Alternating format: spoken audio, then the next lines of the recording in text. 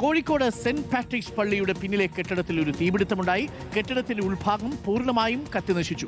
നിർത്തിയിട്ടിരുന്ന കാറും ഭാഗികമായി കത്തിനശിച്ചിട്ടുണ്ട്. ഫയർഫോഴ്സ് എത്തി തീയണച്ചു. CCTV ദൃശ്യങ്ങളുണ്ട്, ആ ദൃശ്യങ്ങൾ കൂടി കാണാം.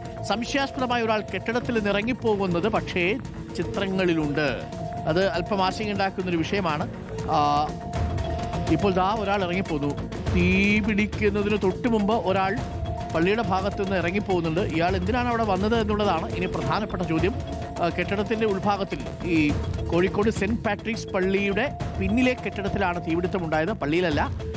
കെട്ടിടത്തിൻ്റെ പള്ളിയുടെ തൊട്ടു പിന്നിലെ കെട്ടിടത്തിൽ തീപിടുത്തമുണ്ടാവുന്നതിന് തൊട്ട് മുമ്പ് ഒരാൾ ഇറങ്ങിപ്പോകുന്നത് ദൃശ്യങ്ങളിൽ കാണാം. നിർത്തിയിട്ടിരുന്നൊരു കാറും ഭാഗികമായി കത്തി നശിച്ചിട്ടുണ്ട്. CCTV ദൃശ്യങ്ങളാണ് ഇപ്പോൾ പ്രേക്ഷകരിലേക്ക് നമ്മൾ എത്തിക്കുന്നത്. ഒരാൾ അവിടെ നിന്ന് ഇറങ്ങിപ്പോകുന്നത് ഉണ്ട്. മുകളിൽ, കെട്ടിടത്തിൻ്റെ മുകളിലൊക്കെ പിടിച്ച് ഇറങ്ങി താഴേക്ക് ചാടുന്നതിൻ്റെ ദൃശ്യങ്ങൾ ആണ് പ്രേക്ഷകർ ഇപ്പോൾ കാണുന്നത്. തീ പിടിക്കുന്നതിന് തൊട്ടു മുമ്പുള്ള ദൃശ്യങ്ങളാണ്. ആരാണ് ഇയാൾ? എന്തിനവിടെ വന്നു? ആ ചോദ്യങ്ങൾ വളരെ പ്രസക്തമാണ്. ഈ തീപിടുത്തവും അയാൾ വന്നതും തമ്മിൽ എന്തെങ്കിലും ബന്ധങ്ങളുണ്ടോ എന്നുള്ളതാണ് ഇനി പ്രധാനമായിട്ടും അന്വേഷിക്കുക. VS രഞ്ജിത്തും AK അഭിലാഷും തത്സമയം ചേരുന്നുണ്ട്. ആദ്യം രഞ്ജിത്തിലേക്ക്. രഞ്ജിത്ത്, ഈ പള്ളിയുടെ പിന്നിലുള്ള കെട്ടിടത്തിലാണ് തീപിടിച്ചത്. തീപിടുത്തത്തിന് തൊട്ടു മുമ്പ് ഒരാൾ അവിടെ നിന്ന് ചാടിപ്പോകുന്നത് CCTV ദൃശ്യങ്ങളിൽ കാണാം. ഇയാളുടെ വരവും തീപിടുത്തവും തമ്മിൽ എന്തെങ്കിലും ബന്ധമുള്ളതായി നമുക്കിപ്പോൾ ഊഹിക്കാൻ കഴിയുമോ? ഡോക്ടർ, അങ്ങനെ സംശയിക്കേണ്ടിയിരിക്കുന്നു എന്നുള്ളതാണ്. ഇന്ന് പുലർച്ചെ 4:30 ഏകദേശം 4 മണി സമയത്തോടു കൂടിയാണ് അവിടെ തീപിടുത്തം ഉണ്ടാവുന്നത്. നമ്മൾ പുലർച്ചെ അവിടെ ചെല്ലുമ്പോഴേക്കും ഫയർഫോഴ്സ് തീ അണച്ചു കഴിഞ്ഞിട്ടുണ്ടായിരുന്നു. നമ്മളാണ് അവിടെ ആദ്യം എത്തിയതും. അവിടുത്തെ തീപിടുത്തത്തിൻ്റെ ദൃശ്യങ്ങളുമായി ബന്ധപ്പെട്ട് പള്ളി വികാരിയുമായി സംസാരിച്ചു. അദ്ദേഹം ആ ദൃശ്യങ്ങൾ കൈമാറി നമ്മൾ തിരിച്ചു പോകുന്ന ശേഷമാണ് ആ CCTV ദൃശ്യങ്ങൾ പള്ളി അധികൃതർ കണ്ടെത്തുന്നത്.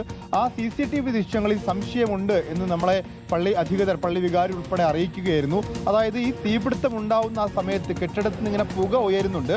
ആ സമയത്ത് ആ പഴയ കെട്ടിടത്തിൻ്റെ മുകളിൽ കൂടി ഒരാൾ നടന്ന് താഴേക്ക് ചാടുകയാണ്. ഒരു പക്ഷേ ആ തീപിടുത്തം കണ്ടുവന്നതാണോ എന്ന് വേണമെങ്കിൽ നമുക്ക് സതുദ്ദേശത്തോടു കൂടി സംശയിക്കാം. പക്ഷേ അങ്ങനെ തീപിടുത്തമുണ്ടായ വിവരം ആരെയും ആ ഒരു വ്യക്തി അറിയിച്ചിട്ടില്ല എന്ന് മാത്രമല്ല, ആ ഭാഗത്ത് നിന്ന് തീ അണയ്ക്കാനുള്ളൊരു ശ്രമവും അദ്ദേഹത്തിൻ്റെ ഭാഗത്ത് നിന്ന്, അല്ലെങ്കിൽ ആ ദൃശ്യങ്ങളിൽ കാണുന്ന ആളുടെ ഭാഗത്ത് നിന്ന് ഉണ്ടായിട്ടില്ല. അപ്പോൾ സ്വാഭാവികമായിട്ടും ഈ അധികൃതർ സംശയിക്കുന്നത് അത് ആ വ്യക്തിയാണോ തീയിട്ടത്. അവിടെ സംശയാസ്പദമായിട്ട് തന്നെയാണ് ആ രാത്രിയിൽ അവിടെ കെട്ടിടത്തിൻ്റെ മുകളിലൂടെ ഒരാൾ നടന്നു പോകുന്നത് കാണുന്നത്. സെന്റ് പാട്രിക്സ് ചർച്ച് എന്ന് പറയുന്നത് കോഴിക്കോട് പുഷ്പ ജംഗ്ഷനിൽ ചാലപ്പുറം ഫ്രാൻസിസ് റോഡ് ഭാഗത്താണ്. ആ പള്ളിയുടെ പിറകു ഭാഗത്തുള്ള പഴയ കെട്ടിടത്തിലാണ് തീപിടുത്തം ഉണ്ടായത്. ആ തീപിടുത്തത്തിൽ ആ കെട്ടിടത്തിന് കേടുപാടുകൾ സംഭവിച്ചിട്ടുണ്ട്, കെട്ടിടത്തിനകത്ത് കത്തി നശിച്ചിട്ടുണ്ട്. പക്ഷേ ഇത് തീയിട്ടതാണെങ്കിൽ അതിൻ്റെ ദുരൂഹതകളിലേക്ക് അന്വേഷണം വേണം എന്നുള്ളതാണ് ഇപ്പോൾ പള്ളി അധികൃതർ ആവശ്യപ്പെടുന്നത്. ഓക്കെ, ഇപ്പോൾ രഞ്ജിത്താണ് വിവരങ്ങൾ നൽകിയത്. ആരായിരിക്കും അത്? എന്തിനാണ് അയാൾ ഈ സമയത്ത് അവിടെ വന്നത്? അതിനുശേഷം എങ്ങനെയാണ് അവിടെ തീപിടിക്കുന്നത്? ചോദ്യങ്ങളാണ്. നമുക്കിപ്പോൾ AK അഭിലാഷ് കൂടി ചേരുന്നു. AK അഭിലാഷ് ഇപ്പോൾ പള്ളി പരിസരത്തുണ്ട്. Abhilash, good morning. അഭിലാഷ്, ഈ ചാടിപ്പോയ ആളും തീപിടുത്തവും തമ്മിൽ എന്തെങ്കിലും ബന്ധമുണ്ടോ? എന്താണ് സംശയം? എന്താണ് അവിടുത്തെ ഇപ്പോഴത്തെ അവസ്ഥ? തീ പൂർണ്ണമായും നിയന്ത്രണ വിധേയമാക്കാൻ കഴിഞ്ഞു അല്ലേ? തീർച്ചയായിട്ടും തീ നിയന്ത്രണ വിധേയമാക്കാൻ കഴിഞ്ഞിട്ടുണ്ട്. ഏതാണ്ട് പുലർച്ചെ 5 മണിയോട് കൂടിയാണ് ഈ സംഭവം നടന്നിരിക്കുന്നത്. ഈ കെട്ടിടത്തിൻ്റെ, അതായത് പള്ളിയുടെ പിൻഭാഗത്തുള്ള കെട്ടിടത്തിലാണ് തീപിടിച്ചിരിക്കുന്നത്. അതോടൊപ്പം തന്നെ ഇതിൻ്റെ മുൻഭാഗത്തുള്ള കാറിനും തീപിടിച്ചിട്ടുണ്ട്. കാർ ഏതാണ്ട് പൂർണ്ണമായും കത്തി നശിച്ച നിലയിലാണ്. അതോടൊപ്പം തന്നെ പള്ളിക്കകത്തേക്ക് നോക്കുകയാണെങ്കിൽ പള്ളിക്കകത്തും പൂർണ്ണമായി കത്തി നശിച്ച സ്ഥിതിയാണുള്ളത്. ഏതായാലും വർഗീസ് ചക്കാലക്കൽ പിതാവ് നമുക്കൊപ്പം ചേരുന്നുണ്ട്. അത് എന്താണ് ഇക്കാര്യത്തിൽ ദുരൂഹത സംശയിക്കുന്നത്? എനിക്കും ഇതിനെക്കുറിച്ച് ഒന്നും അറിയില്ല. ഞാനിപ്പോൾ ഇത് കാണാൻ വേണ്ടി വന്നതാണ്. എന്നോട് അച്ഛന്മാർ വിളിച്ച് പറഞ്ഞിരുന്നു. പക്ഷേ CCTVയിൽ ഒരാൾ ഓടിപ്പോകുന്നതായിട്ട് പറയുന്നുണ്ട്. അപ്പം അതിൻ്റെ അർത്ഥം ആരെങ്കിലും ഇത് കത്തിച്ചതായിരിക്കാം. അങ്ങനെയാണെങ്കിൽ അവരെ കണ്ടുപിടിക്കും. ഇതിൻ്റെ വാതിലുകളും ജനലുകളൊക്കെ അടച്ചിട്ട നിലയിലായിരുന്നു. അപ്പോഴെങ്ങനെയാണ് ഇതിൻ്റെ അകത്ത് എത്തിക്കപ്പെടുന്നത്? അതാണ് എന്തോ നമുക്ക് മനസ്സിലാവുന്നില്ല. അത് പെട്രോളോ മറ്റു സാധനങ്ങൾ ഉപയോഗിച്ച് കത്തിച്ചതാണോ? അങ്ങനെ സംശയിക്കുന്നുണ്ടോ? അതെനിക്കൊന്നും, ഞാൻ പറഞ്ഞില്ലേ, ഒന്നും ഞാൻ ഇതിനെപ്പറ്റി പഠിച്ചില്ല. അതെ, അന്വേഷണം നടക്കണം. പ്രത്യേകിച്ച് CCTV ഒക്കെ ഉള്ളത് കൊണ്ട് ആളെ കണ്ടുപിടിക്കാൻ സാധിക്കും എന്നാണ് ഞാൻ വിചാരിക്കുന്നത്. ആ ദൃശ്യങ്ങളിൽ ആളെ തിരിച്ചറിയാൻ കഴിഞ്ഞിട്ടുണ്ടോ? ഏതെങ്കിലും തരത്തിൽ ആളെ അത്ര തിരിച്ചറിയാൻ പറ്റുന്നില്ല എന്നാണ് പറയുന്നത്. പക്ഷെ ആൾ ഓടിപ്പോകുന്നത് കാണുന്നുണ്ട്. പോലീസിന് സാധിക്കുമായിരിക്കും.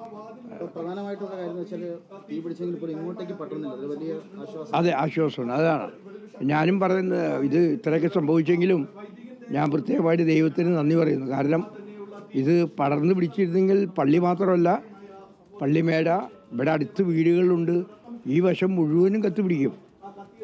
ഇവിടെയുള്ള പ്രത്യേകിച്ച് ഈ പള്ളി എന്ന് പറഞ്ഞിട്ടുണ്ടെങ്കിൽ മുഴുവനും മരമാണ്. കത്തുപിടിച്ചിരുന്നെങ്കിൽ. അപ്പോൾ ഞാൻ ദൈവത്തിന് നന്ദി പറയുന്നു. ഇത്രയും കൊണ്ട് അവസാനിച്ചു. ചക്കാലക്കൽ പിതാവാണ് ഇപ്പോൾ മാധ്യമങ്ങളെ കണ്ടത്. ഇത് ആ സ്പോട്ടിൽ കാണുന്നയാളാണ്. ഒരു പ്രേക്ഷകൻ പറയുന്നു ആ ക്യാമറയിൽ കാണുന്നയാളായിരിക്കും, തീയിട്ടതായിരിക്കും എന്ന് പറയുന്നു.